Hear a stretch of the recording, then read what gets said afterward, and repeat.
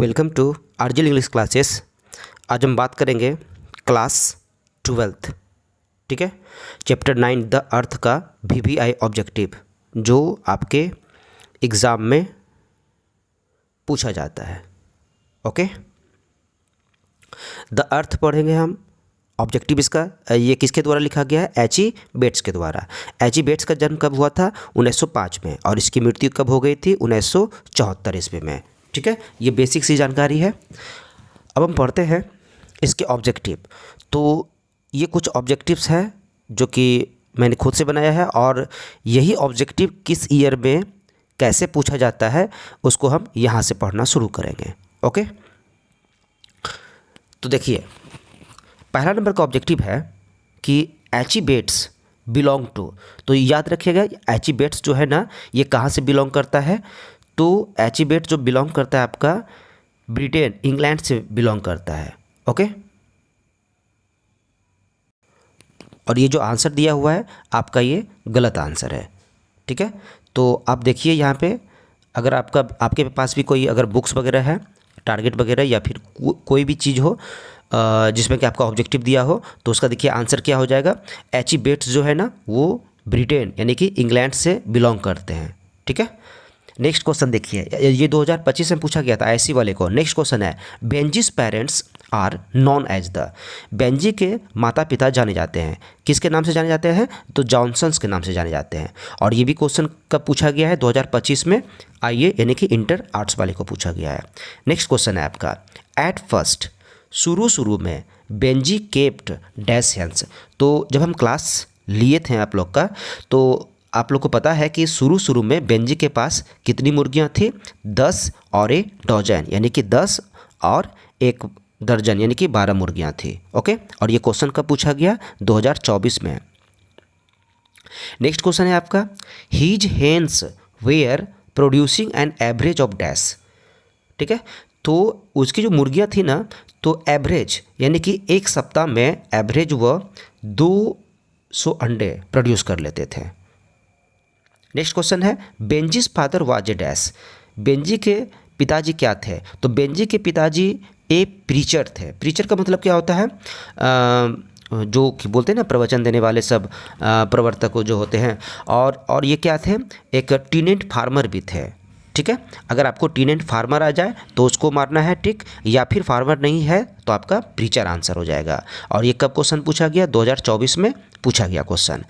उसके बाद question next क्या कहता है, बेंजीज फादर वैल्यूड। बेंजी के पापा जो है ना, सबसे ज़्यादा किसको वैल्यू देते थे? तो वो है फेट। फेट मतलब क्या होता है? भाग्य। ठीक है, ये भाग्य पर ज़्यादा भरोसा करते थे, भगवान पर ज़्यादा भरोसा करते थे, ना कि अपने परिश्रम पर। इस पे भरोसा नहीं करते थे वो। तो इसका आंसर क्या हो जाएगा? आपका फेट हो जाएगा। Benjy's parents plan for a ceremony. Benjy के माता पिता ने एक प्लान तैयार किया कि एक सेरेमनी रखा जाए, यानी कि कुछ पार्टी फंक्शन रखा जाए। कब? When he was dash. कब ऐसा किया गया था? जब बेंजी कितने साल का था? तो 21 ईयर्स। जब बेंजी 21 साल के हुए तब एक पार्टी रखा गया, और उसी पार्टी में उसको क्या मिला? पासबुक दिया गया। ठीक है, तो ये क्वेश्चन कब पूछा गया? देखिए 2023 ईस्वी में, और ये ISC वाले को पूछा गया। नेक्स्ट क्वेश्चन है आपका कि एच.ई. बेट्स का जो जन्म हुआ था वो कब हुआ था? तो एच.ई. बेट्स का जन्म 1905 ईस्वी में। ओके, एंड इसकी मृत्यु कब हो गई थी? 1974 ईस्वी में। तो ये किस शताब्दी के मतलब कवि है? तो ये हो जाएगा आपका, लेखक है 20th सेंचुरी का। 20th सेंचुरी को हम कौन सा एज कहते हैं? मॉडर्न एज कहते हैं। ओके, नेक्स्ट वन चलते हैं। एच.ई. बेट्स फर्स्ट नॉवल, यानी कि एच.ई. बेट्स जो है ना, फर्स्ट नॉवल पब्लिश्ड, अपना पहला नॉवल प्रकाशित किया था when he was only 21 years old. जब वो 21 साल के थे ना, तो उन्होंने अपना पहला नॉवल प्रकाशित किया था। ठीक है, नेक्स्ट है, the name of Johnson son was. Johnson के बेटे का नाम क्या था? तो वो था बेंजी।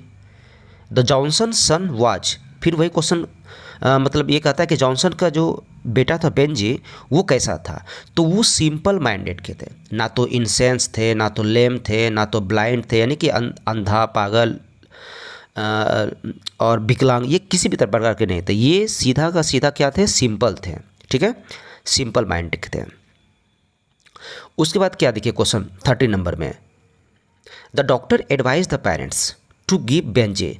डॉक्टर ने एडवाइस किया उनके माता पिता को कि बेंजी को क्या दीजिए, तो कुछ वर्क्स दीजिए ताकि इनका इंटरेस्ट जगे, और जब इनका इंटरेस्ट जग जाएगा तो ये इसका मेंटल प्रॉब्लम खुद पे खुद ठीक हो जाएगा।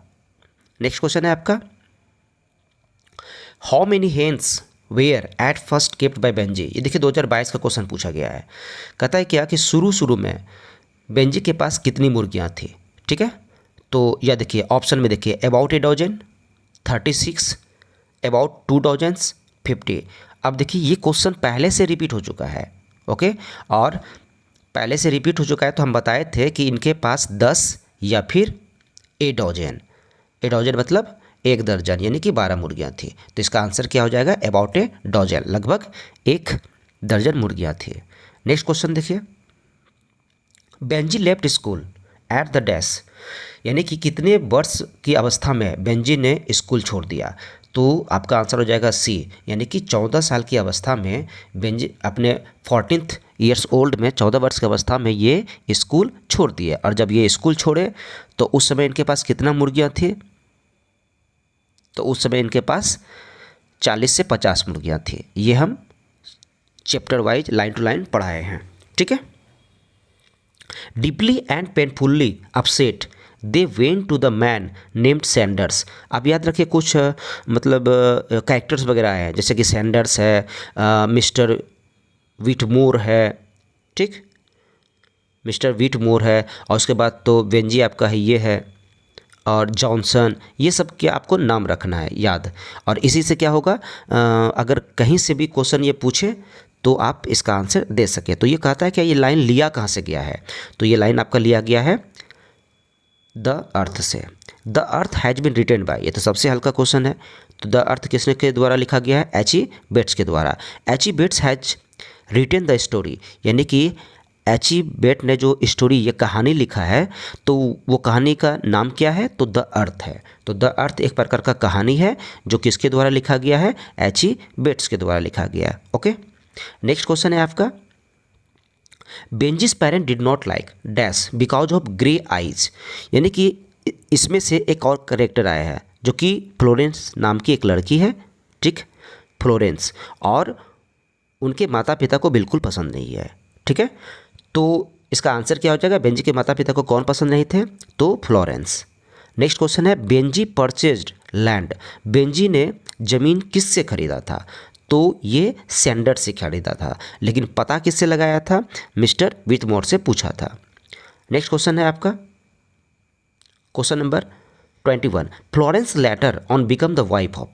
पहले तो ये फ्लोरेंस जो है ना उसके यहाँ काम करने गई थी, ठीक है, एम्प्लॉय के रूप में, लेकिन बाद में वो क्या बन गए, बेंजी के वाइफ बन गए, okay, wife of Benjy. Answer हो जाएगा आपका ये।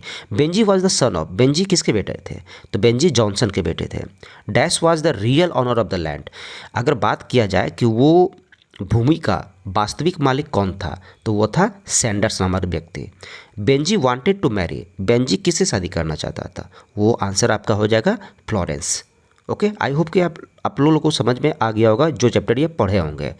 Johnson was a poor dash, अब जॉनसन की बात करते हैं ना, तो जॉनसन जो पुअर फार्मर थे, ठीक है, और इसके पहले एक क्वेश्चन पूछा गया था कि जॉनसन और क्या थे, एक प्रीचर भी थे। तो देखिए यहाँ पे प्रीचर नहीं है तो आप फार्मर आंसर हो जाएगा, और अगर फार्मर आंसर नहीं होता तो प्रीचर आंसर होता, ओके।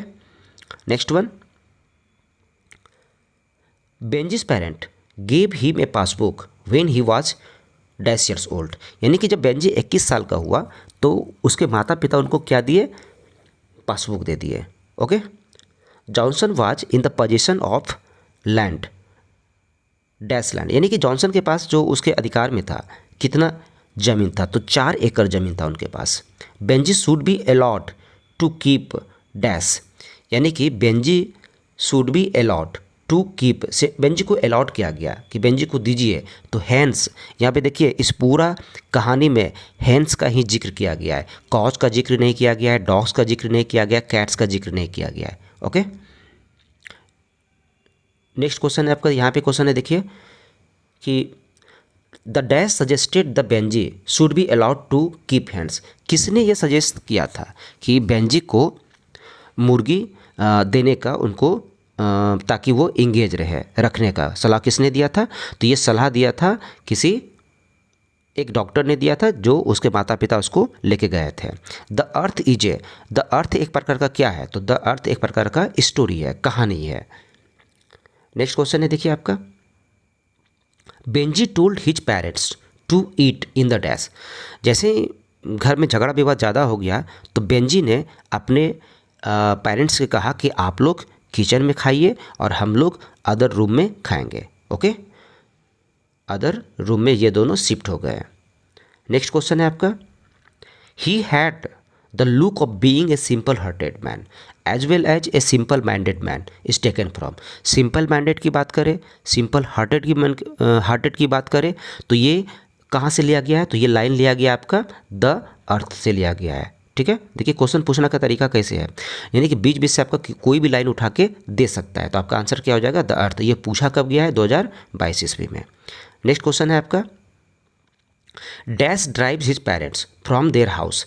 कौन जो है ना अपने मतलब उनके घर से अपने पेरेंट्स को निकाल दिया। ड्राइव्स मतलब कार से ले जा करके उसको किसी अनजान शहर में छोड़ दिया। तो इसमें से कौन आता है? तो बेंजी। बेंजी ने क्या किया? अपने माता पिता को एक अनजान शहर में कार में बैठा के छोड़ दिया। For many years Benjy's father had been a local dash, यानी कि बहुत वर्षों तक बेंजी के पापा जो थे ना, उनके पापा जो थे एक लोकल क्या थे? लोकल प्रीचर थे। ठीक है ना, और पुअर फार्मर थे। तो यहाँ पे याद रखिएगा local preacher. Okay, Johnson rented land from dash. ये जो जॉनसन जो है ना किससे वो भूमि लिए थे? रेंट पे। तो ये आंसर क्या हो जाएगा? सैंडर्स नामक व्यक्ति से, क्योंकि ज़मीन किसका था? सैंडर्स की था ही। और ये कितने सालों के लिए लिया था? 40 साल के लिए लिया था। Benjy moved into the house with dash as his wife at the age of 40, यानी कि 40 साल की उम्र में। ठीक है ना, और वो आटम सीजन था और इसी सीजन में बेंजी 40 साल के हो गए थे और वो 40 साल में अपने माता पिता के खिलाफ गए और वो फ्लोरेंस से शादी करके आ गए। ओके, तो आपका आंसर क्या हो जाएगा? फ्लोरेंस। नेक्स्ट क्वेश्चन है आपका, बेंजी ऑन्ड ए डैश। बेंजी के पास एक अपना कार था और उस कार का नाम क्या था? Ford car. और ये देखिए क्वेश्चन कब पूछा गया? 2021 में। ठीक है, सॉरी ये क्वेश्चन भूल गए तो इसको समझिए। Benji understood about the business of dash, यानी कि बेंजी जो है ना understood all the tricks of hence, यानी कि हेंस के बारे में सारा कुछ उसको पता चल गया था। ठीक है, तो किसके बारे में वो जान गए थे? तो हेंस के बारे में। नेक्स्ट क्वेश्चन है आपका, बेंजी को कौन सा कार था? तो फोर्ड कार था। The dash advise Benjy to keep hands. अब फिर वही क्वेश्चन पूछा कि किसने एडवाइस दिया कि बेंजी को मुर्गी रखने का? तो ये एडवाइस दिया डॉक्टर ने। ओके, आई होप कि आप समझ गए होंगे और इतना काफ़ी है। आप इसको पढ़िए अच्छे से और अगर कोशिश हो तो आप इसको कॉपी पेन लेकर के उतार लीजिए। कॉपी पेन उतारने से क्या होगा? आपका ऑब्जेक्टिव आधा से ज़्यादा तो 90% तो याद हो ही जाएगा। ये अगर आपको दिक्कत लगे तो यहाँ से भी आप लिख सकते हैं। ठीक है, आपको जो अच्छा लगे वो कीजिए, लेकिन मेहनत कीजिए। Okay, thanks for watching this video. Thank you so much.